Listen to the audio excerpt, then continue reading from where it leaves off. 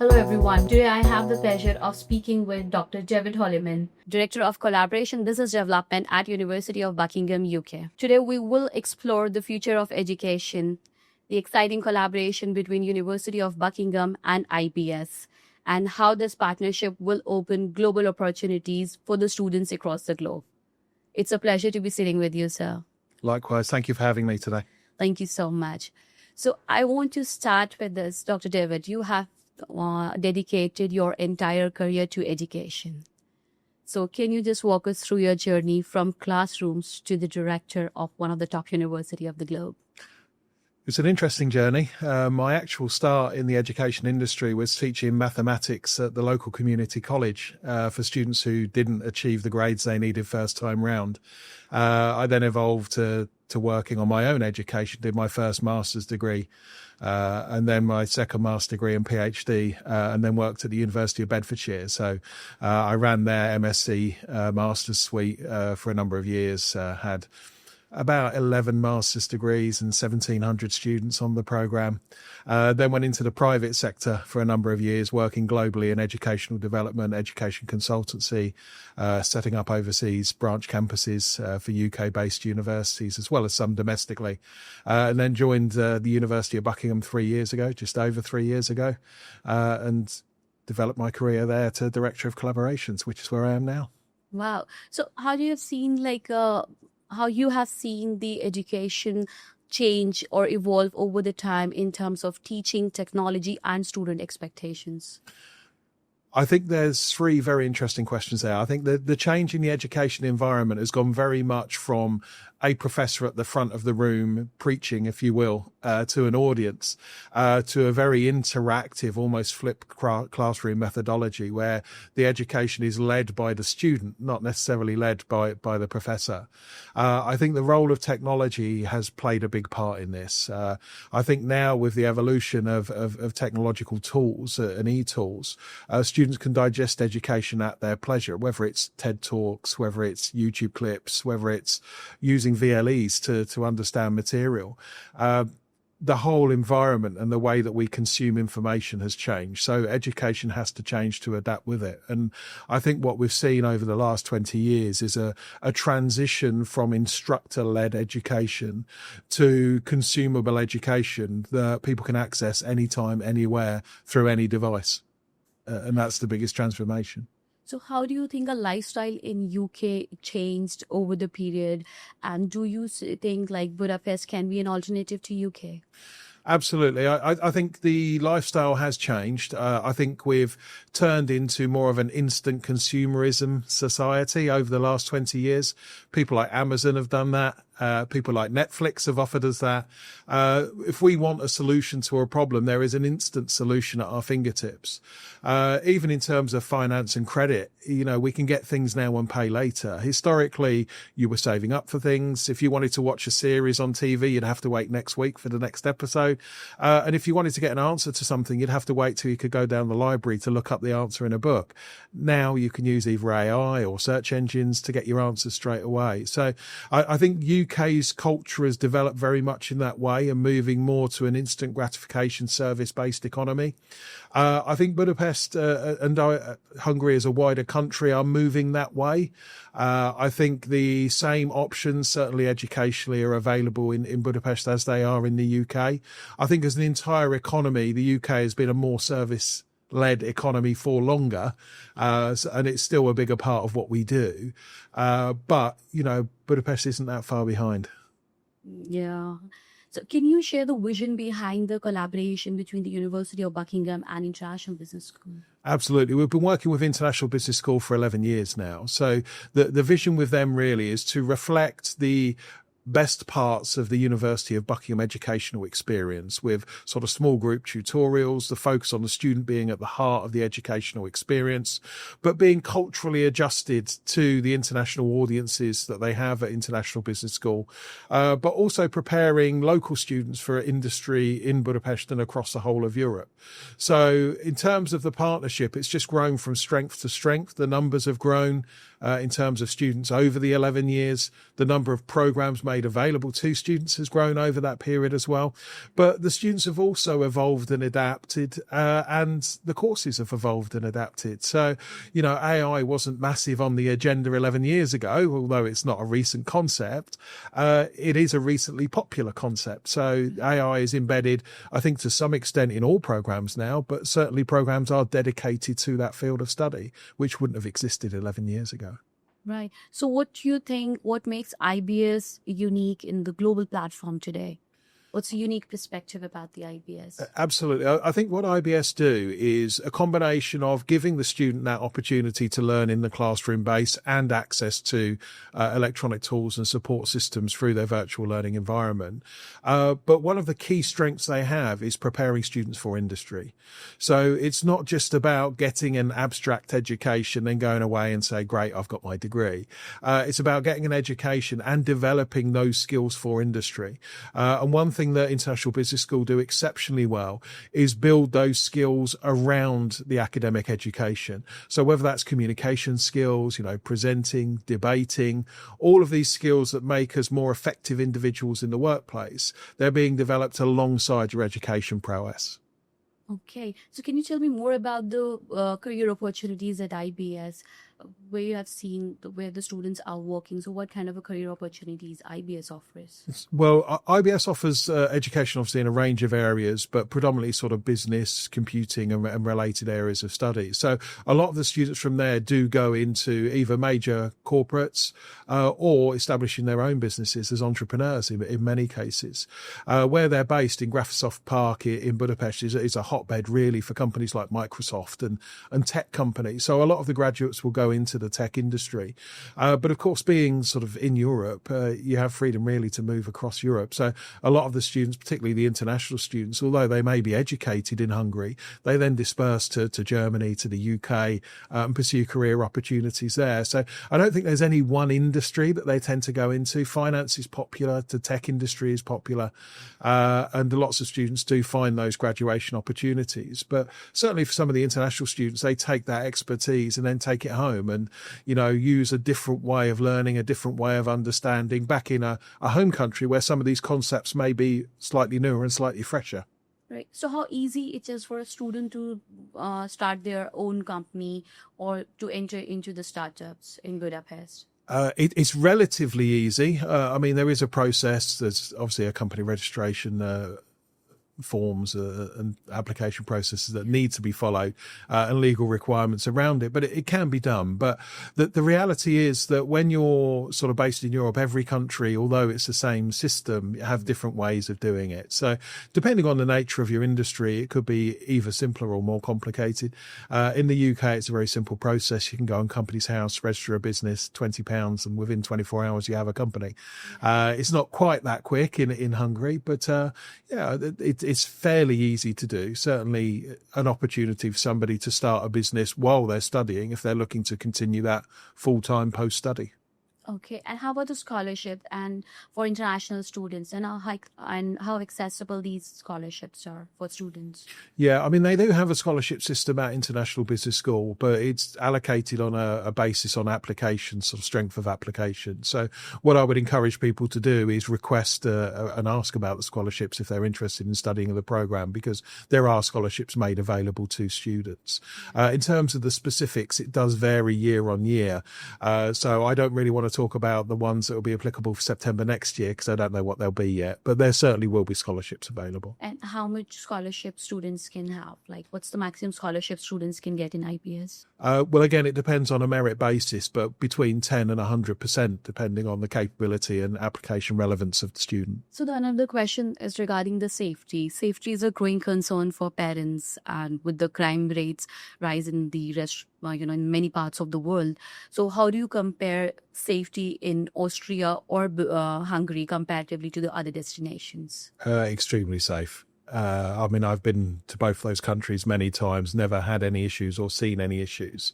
Violent crime is nominal. And any crime that tends to take place is in particular areas at particular times that you can naturally avoid as a tourist or a resident anyway. And I suppose it's the same as all countries. There's areas that are safer than others. But, you know, I've always found Vienna and Budapest to be very safe cities, and both countries to be very safe countries. Great. And for the students who are looking for a hospitality course, why Budapest should be at the top of their list? Well, Budapest is a very cosmopolitan city. It's a hotbed really for tourists from around the world, not just Europe. Yes. So it provides that multicultural experience. And there's a lot of organisations geared towards that, including the small boutique hotel chains that are very specific to Budapest, but also the large hotel international chains such as Hilton who have their branches there as well. Okay. And with the world going rapidly towards AI and cybersecurity, so what are the advantages of learning AI and cybersecurity? Well, I think just as, you know, when I was young, it was a unique skill to be able to use a computer. We're probably now at the point where it's a fairly unique skill to be able to effectively use AI. We will get to a point where AI is mandatory. So I think if you don't understand AI and have the ability to use AI now and don't develop that within your education, you'll be going to the people 20 years younger than you when you're in the workplace to explain how things work, and nobody wants to be in that position. Absolutely, I agree with it. So it's just also AI, cybersecurity, and finance. How do you see these three things shaping tomorrow's future? Well, I think if we put those three together, you know, AI, cybersecurity and finance, you know, they're the three pillars of education growth and development. I think without those, you're going to struggle. I mean, AI is going to be embedded in everything we do.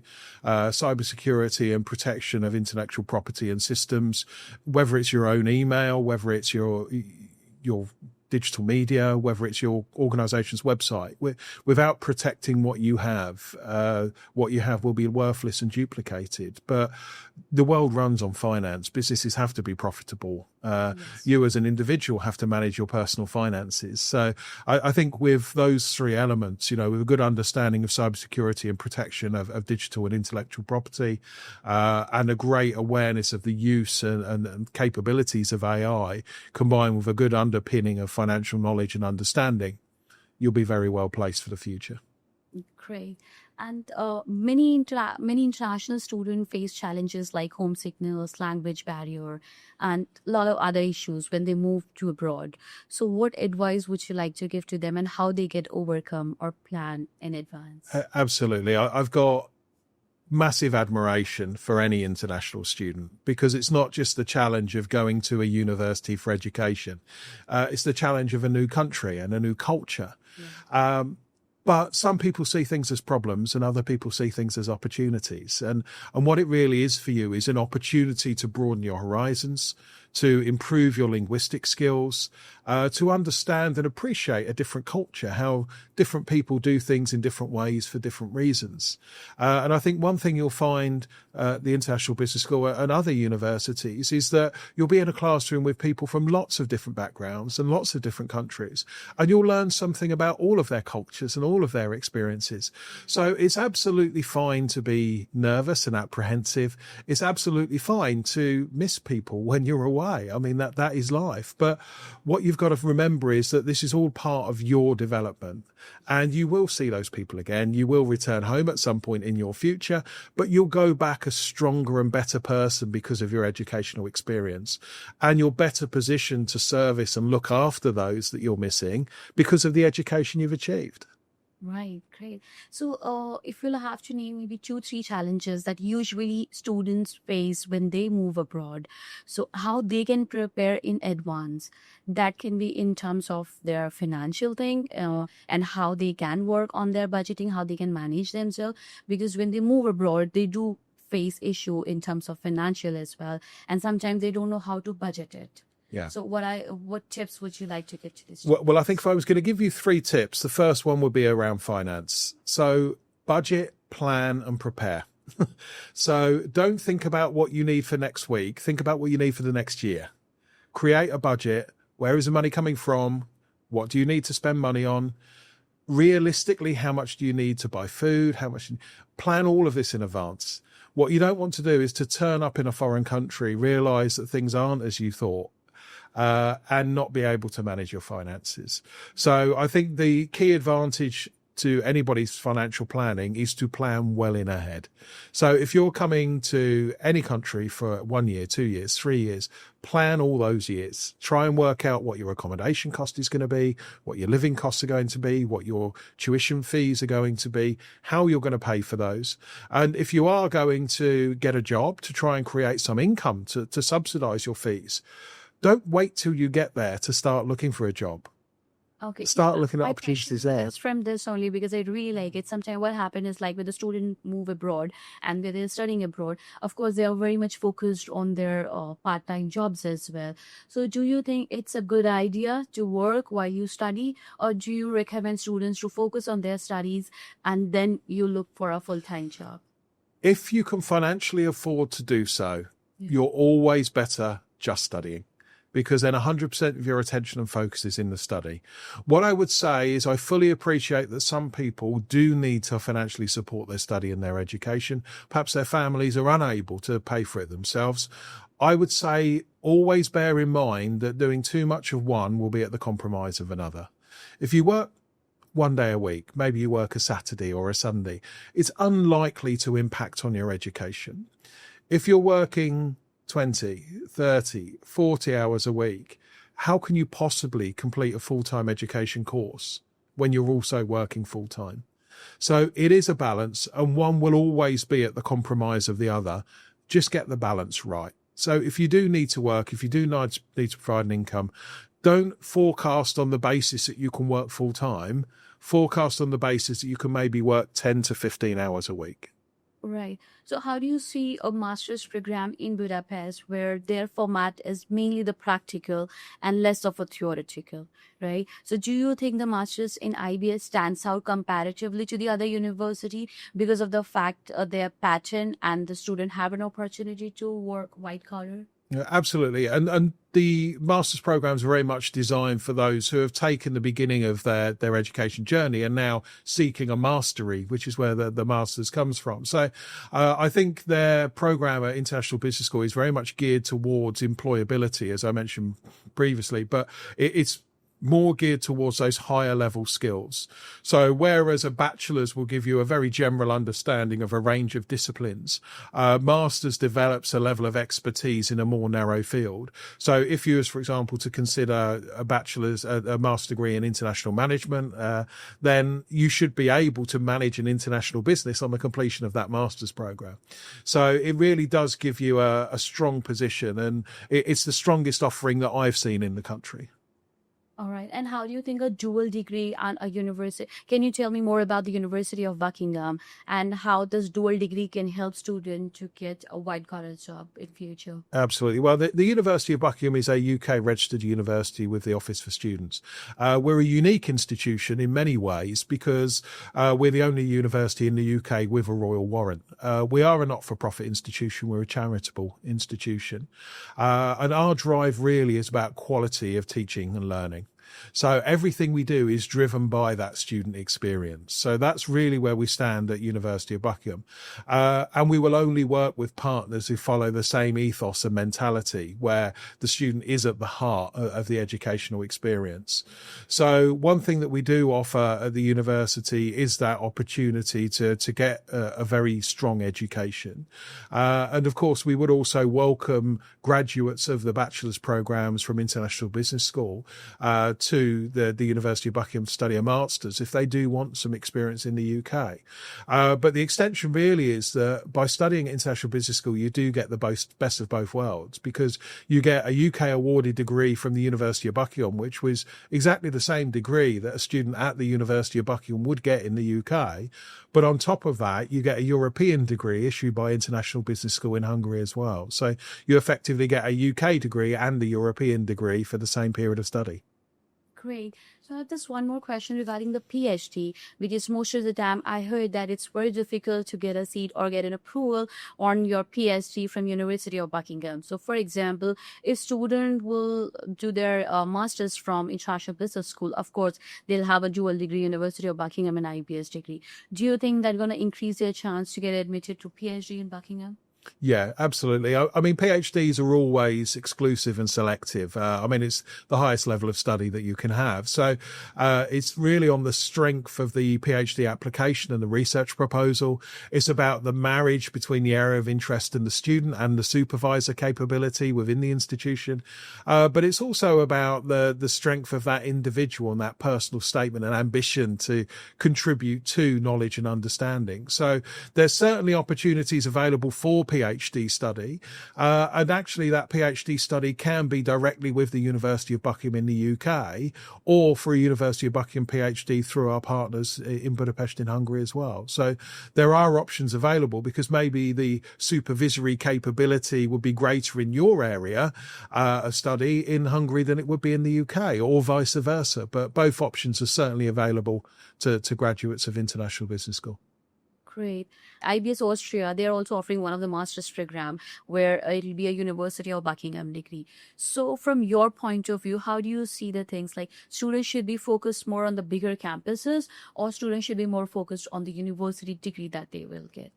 I think that's a personal choice. It depends on the reason why you're going to study. Most people either go to study because they want a social experience or because they want a great education. And some want to try and achieve both. When you go to a large university campus with 1,000 students, it's a different environment. It's far more sociable environment.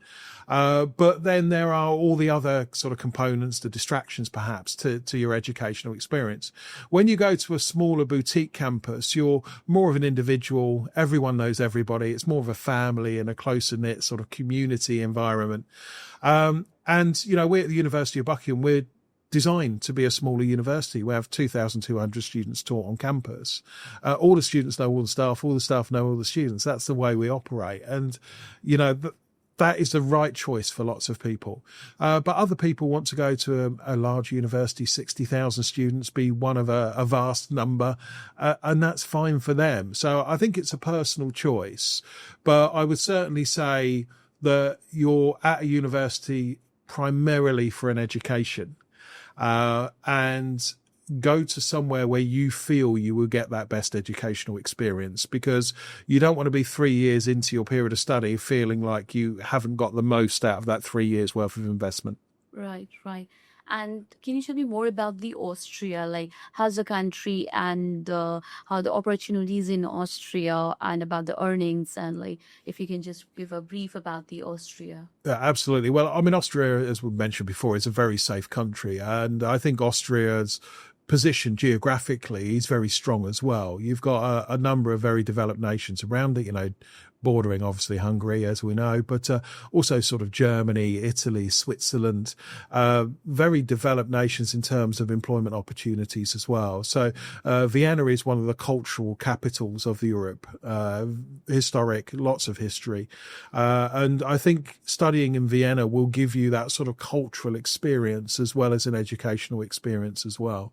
What we tend to find with the groups within Hungary as well is that their students tend to be more split between the younger students and the maturer students who are in work returning to education. Whereas in Austria, there tends to be a lot more focus on those students who have some industry experience. So they also bring that experience to the classroom as well. So if you're a student who has less industry experience, there'll be people in the room there who have been managers of companies for some time and can share those experiences with you. Whereas if you have that experience, you can bring that to the classroom and to the debate. But yeah, Austria is certainly a very good option for study and will be a great cultural experience for the international student. Great. And I also want to know about, because you're coming from a time where memorization and learning was very important. Yeah. Now is the time where students treat phones as the extension of themselves, where everything is available on the fingertips and they don't feel the need to learn anything. How do you see this generational shift? Knowledge used to be everything. We were taught to learn by rote, repeat and remember. That's what we were taught to do. So your GCSEs, as they were back in the day, because I was the first year to do GCSEs, they were O levels before then. It was all about what did you remember from class and can you put it on that piece of paper in that 3-hour exam? Those days are gone. Everybody has access to every bit of information. I could ask you the most abstract question and within seconds you could give me an answer.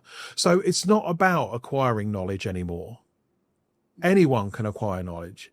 It's having the ability to use knowledge, use information to make decisions and to determine courses of action. One of the dying skills we have are these interpersonal skills, these interaction skills. Some people have very strong relationships with individuals they've never met just through technology, whether it's through gaming platforms, whether it's through Discord, whether it's through whatever technology they may use. So I think the reality is accessing information, raw knowledge, isn't a unique skill anymore. Being able to interpret fact from fiction, being able to interpret lots of different knowledge and turn that into something you can make decisions based upon. They're the skills that we're working for. But the most important skill is, just as we talk about 30 years ago, things were different today. In 30 years' time, things will be different today.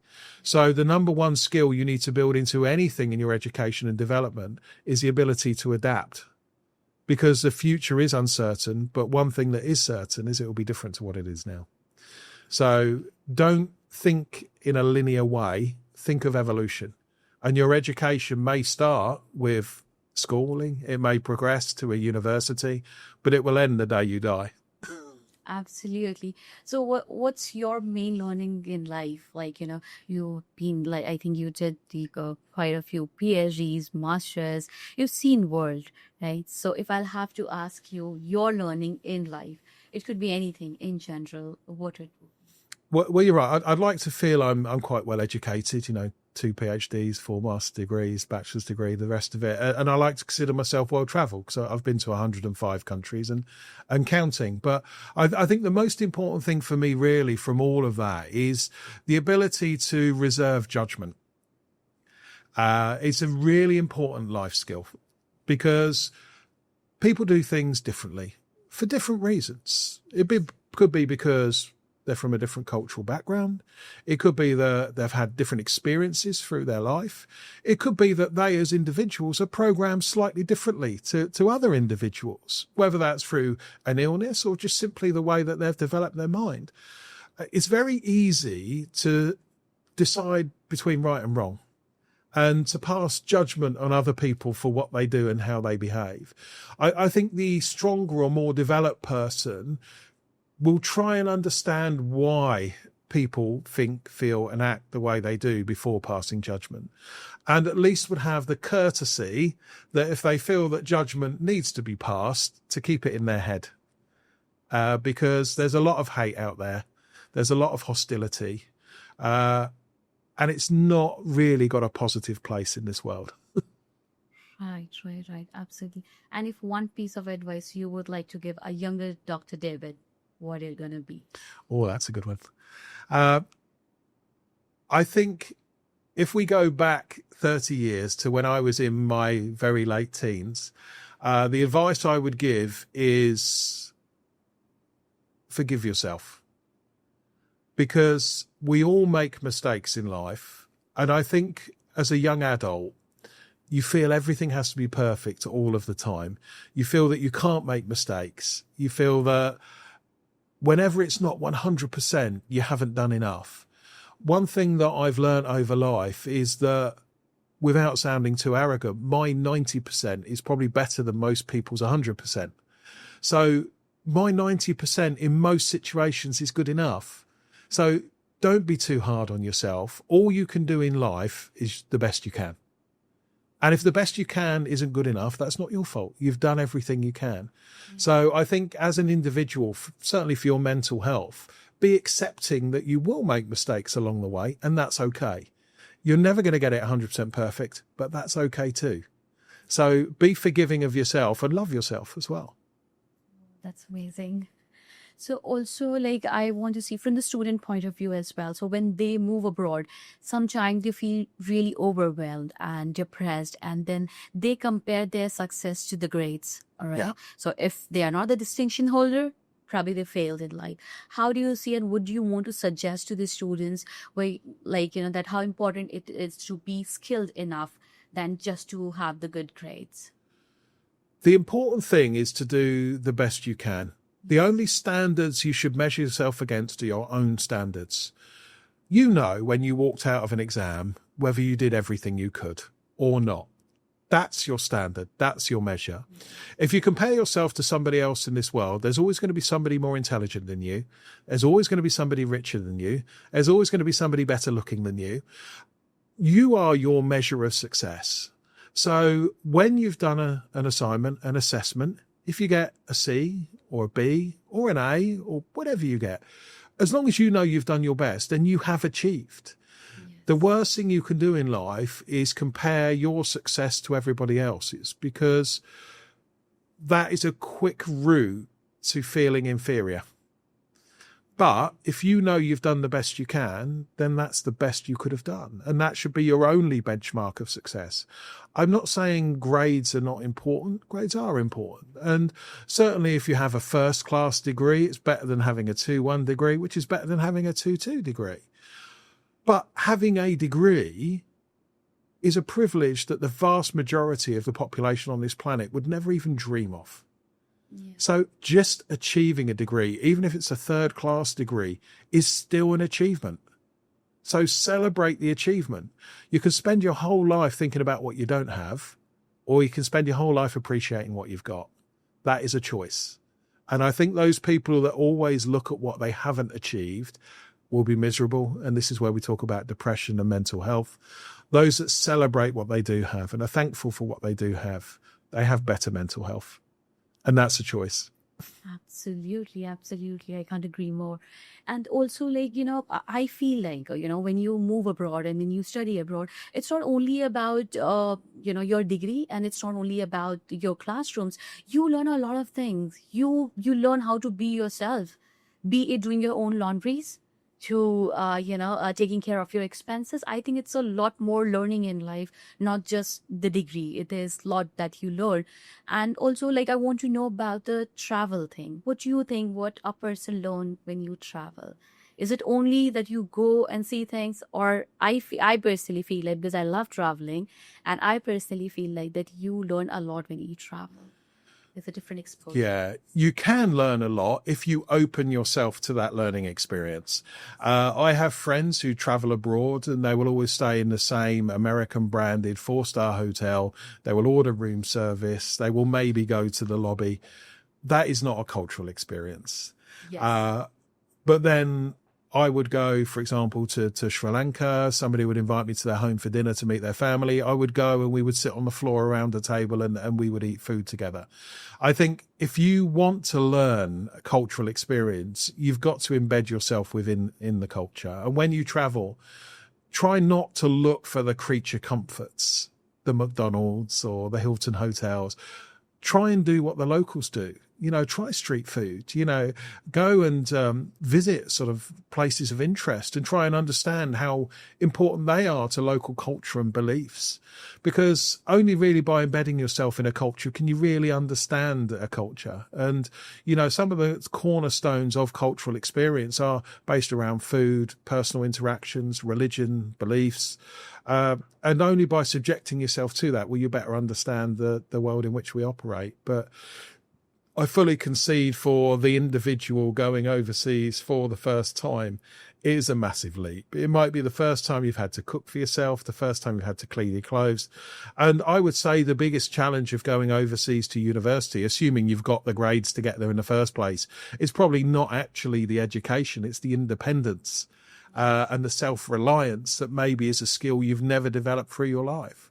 And I'm sure we've all got mums who have looked after us very well through our lives, which actually is a disadvantage when you go away to university.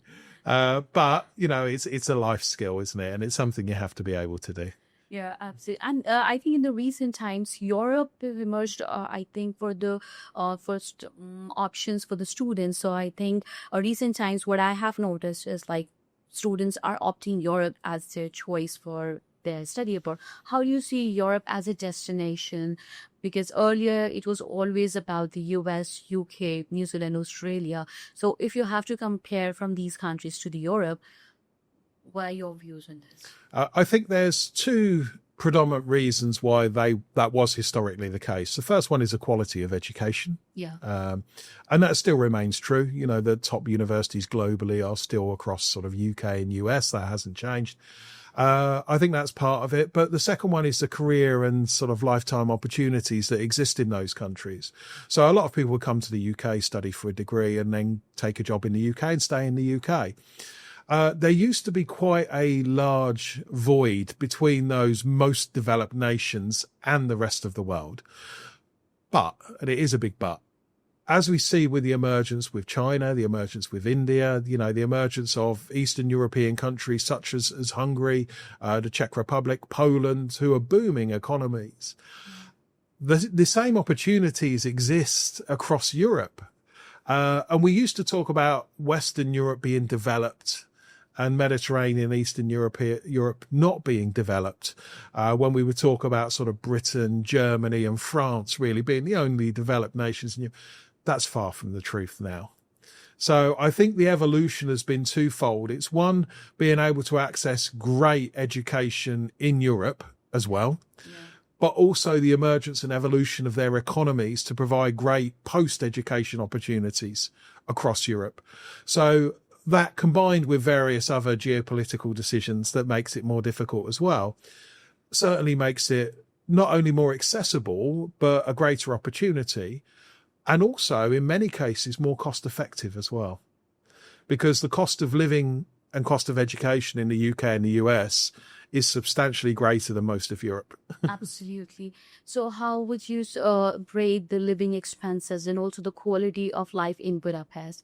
What do you have to say about the Budapest living style or lifestyle? Well, I think if you looked at sort of a typical student lifestyle, when you look at sort of costs of education and accommodation and food and everything else, you know, you're probably managing reasonably well within sort of €20,000 a year. In the UK, you could probably double that. So I think, again, you can live whatever lifestyle you like. You can spend as much money as you like in any country. That's a choice. There's no limit. But I think you can have a very good lifestyle half the price in Europe, certainly in Hungary, than you would in the UK. And that's got to be part of your choice, because fundamentally the degree you get is the same. But some people will always want to come to the UK. They want that UK experience. They want to be able to go and see London, you know, and that's part of their life journey. And that's fine. And if you can afford to do so, good luck to you, and we'll welcome you at the University of Buckingham. But for some people, saving costs may be the difference between going to university or not. So if you are keen on getting a UK degree, this is a more cost-effective way of doing it. So what are your views about IBS Budapest, and why do you think students should come and join the IBS? Well, IBS have a broad range of programs, bachelor's and master's degree level, with specialisms in AI, finance, human resource management, marketing. They give you a broad area of expertise for you to hone your skills and prepare yourself for industry. As an institution, they're very geared towards that student experience and making sure that you as an individual will get the best learning environment in which you can develop your knowledge, skills and expertise, but also give you education in specific areas to support that learning, such as research skills, communication skills. So by the time you leave the educational environment, you're very well prepared for industry.